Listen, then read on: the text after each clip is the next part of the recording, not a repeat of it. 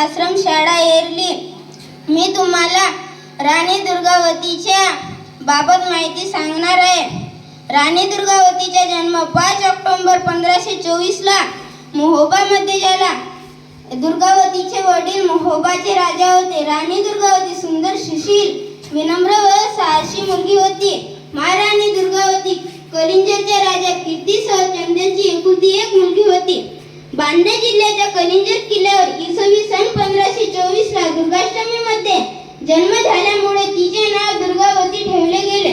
नावाप्रमाणे तिच्यामध्ये ते साहस, शौर्य आणि सुंदरता या कारणाने तिची प्रसिद्धी सर्वत्र पसरली। दुर्गावतीच्या प्रसिद्धीमुळे प्रभावित होऊन गोंडवाना साम्राज्याचे राजा संग्रामशाह मडावीने आपला मुलगा दलपतशाह मडावी सोबत तिचे लग्न लावून तिला आपली सून बनवली।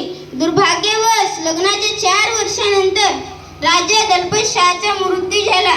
त्यावेळी दुर्गावतीच्या गोदीत 3 वर्षाच्या नारायण होत्या। त्यावेळी स्वतः राणीने गडमडलाचे शासन सांभाळला।